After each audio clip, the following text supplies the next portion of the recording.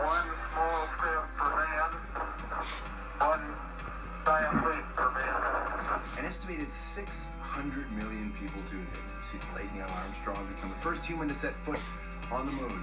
You were probably one of them, as was this person, Sarah Brightman, just 8 years old when Neil made history, and that single dramatic step transformed her, inspired her to reach new heights as an artist.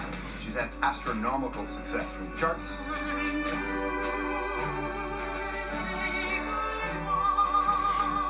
To Broadway, where she starred in 2 of the biggies, Cats and Phantom.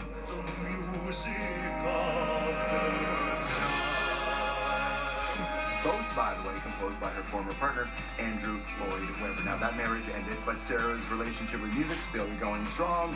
A new record called Dream Chaser. A summer and fall tour, plus training for something few people could ever get to. I mean, some would dream of it, but they couldn't get to. They planned a trip to the International Space Station in 2015.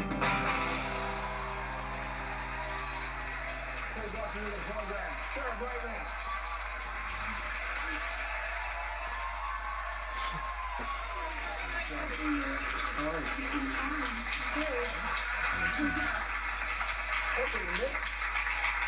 How's things?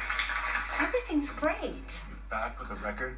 Yes, I'm a little bit tired. I've had 2 hours sleep, so you'll have to bear with me. So, if we combine our sleep, it's 4 hours. Why don't we just not try to sound rested? Why don't we see where it goes by exploiting how tired?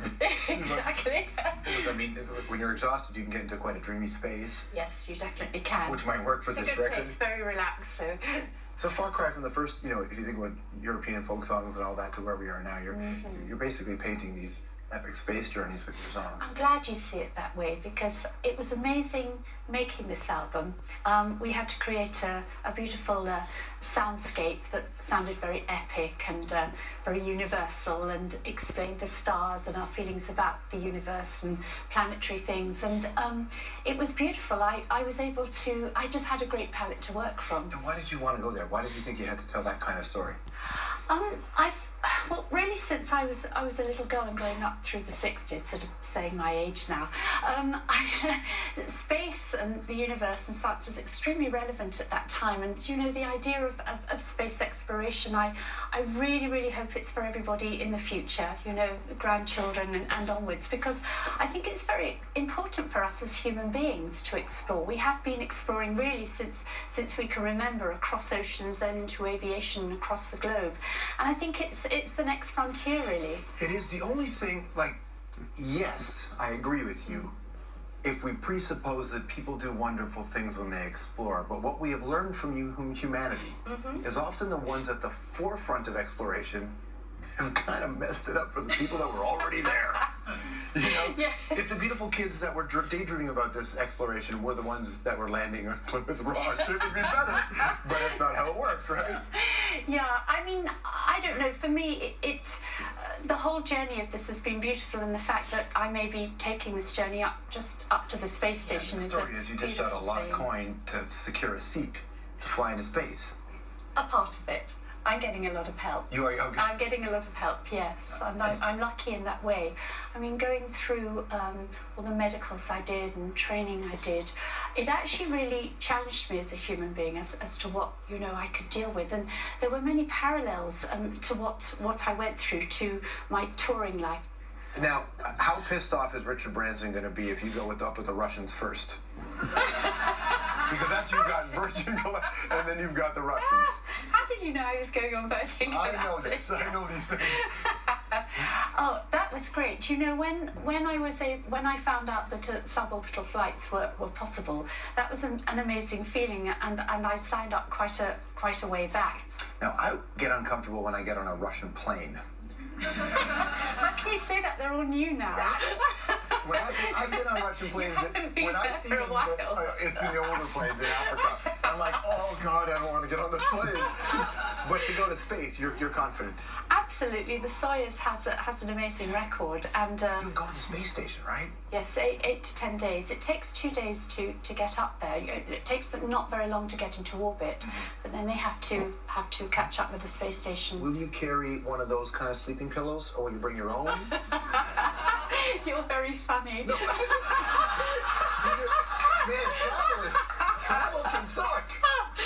Yes, it can. Wait, it takes 2 days. You're saying 2 days? 2 days, and apparently what I've been told by the cosmonauts, that's actually the most beautiful time, because they've been training together, but it's just a wonderful time, especially for the first time going up. For a little girl that was practicing and dancing at 2 and 3 years old, you were 3 or something when you started? Yes. Could you ever have imagined that your life would have turned into this? I had a lot of confidence. Where did it come from? I don't know. I love life. I have a huge passion for what I do and for things I get involved in, and I think there's a huge amount of hope in all things. I tend to be very optimistic about things, and people around that I hang out with and love, they're very optimistic as well. So that inspires a lot of confidence in a person. There's tragedy in your life as you got older. Yes. My father committed suicide, and it was an incredibly, as you can imagine, traumatic time in our family. But I did understand that it was his decision to do what he did, and it was terrible. But we all got through it, and he lives in me every day. And actually, I gain a lot of strength by the thought of him. When that happens, it can tear a family apart. It can. Who were in the family? Who kept everybody together? We all did. We're all incredibly close. And I have an amazing mother, and she's incredibly practical. She's very beautiful. I mean, she's older now, and I suppose it was all of us. We helped each other and got through it. All right, stick around. More with Sarah Brightman right after this.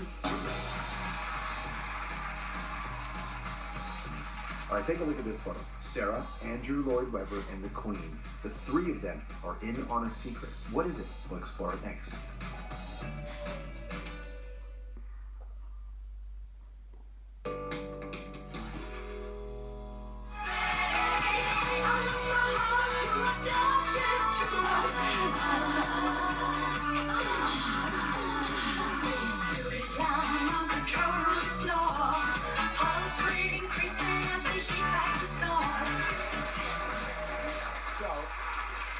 You lost your heart to a stormtrooper. I certainly did.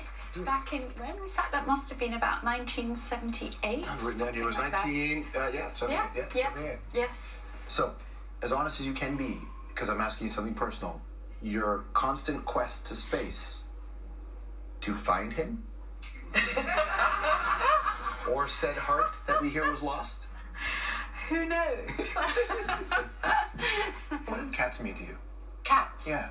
Well, I was actually, I needed a job at that time. I'd had a little record company called Whisper Records way back, and I'd had my Starship Trooper and all the things that happened around that time. Then that stopped, it wasn't working anymore. Picture of you is amazing, let's go back. Yes. And I went for this audition that I saw in a newspaper, and I thought, well, I've been trained as a dancer, singer, actress, I'm going to go for this. And actually, Andrew was there, and he said, why are you here? Where's your agent? I said, well, I don't have one. This is an open audition. Of course, being Andrew Lloyd Webber. Yes. Yeah. And he said, well, this is great. Come to my house tomorrow and come and sing for me and we'll talk. Look at this picture. Yes. What do you remember from that day? I just got married that day, and nobody knew about it except the Queen. And that's the truth. Yes.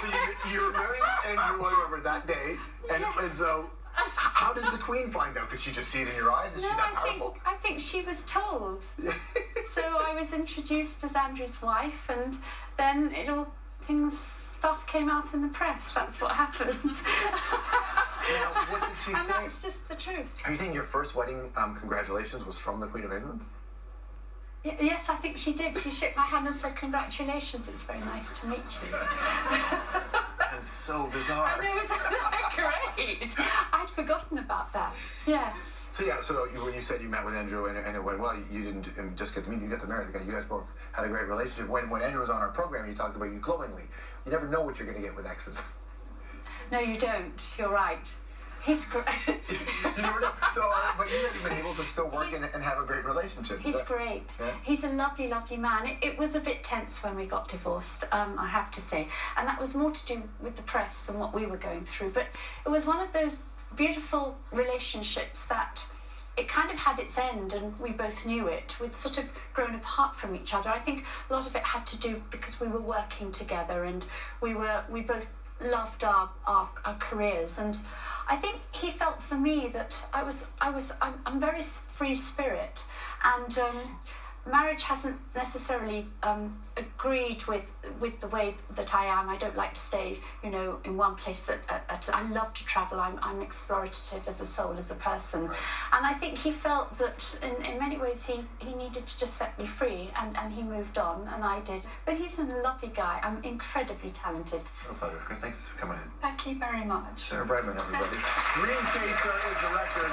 It's available at in-store now. It's also available free to download on iTunes. And then Sarah will be touring across Eastern Canada in September, and then out west in October. We'll be right back.